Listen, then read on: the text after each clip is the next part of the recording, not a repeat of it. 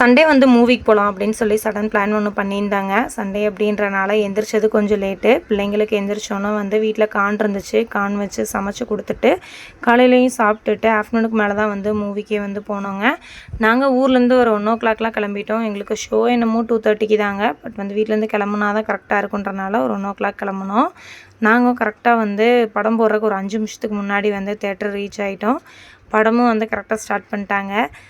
சிவகார்த்திகேயன் படம் அப்படின்னா படம் எப்படி இருந்தாலும் தேட்டரில் போய் பார்க்கணும் அப்படின்ற ஒரு ஆசை எப்பயுமே இருக்குது எனக்குள்ள.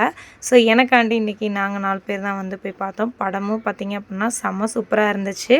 நீங்களும் வந்து இந்த படம் பார்த்துட்டிங்களா என்ன அப்படின்றத கமெண்ட்ஸில் சொல்லுங்கள். படத்தை பார்த்து முடிச்சுட்டு எப்படி இருந்துச்சு அப்படின்னு சொல்லி வெளியே வந்து மணி வந்து கேட்டுட்டு இருந்தார் பிள்ளைங்கக்கிட்ட. ரித்வீனுக்கு வந்து விஜய் அஜித் படம் மாதிரி இல்லை அப்படின்ற மாதிரி ஒரு ரியாக்ஷன் கொடுத்தான். ஆனால் எனக்கு ரொம்ப படம் பர்சனலாக பிடிச்சிருந்துச்சு. படம் பார்த்து முடிச்சுட்டு அப்படியே வந்து என்னோடய பர்த்டேக்கு வந்து ஷாப்பிங் வந்து கிளம்பிட்டோங்க. சடனாக வந்து மணி சொன்னார், சிவா ட்ரெஸ் எடுத்துக்கோ அப்படின்னாரு. சரி வாங்க அப்படின்னு சொல்லி தான் நாங்களும் போய் பர்த்டேக்கு ட்ரெஸ்ஸையும் எடுத்துகிட்டு ரிட்டன் வந்து வீட்டுக்கு கிளம்பிட்டோம்.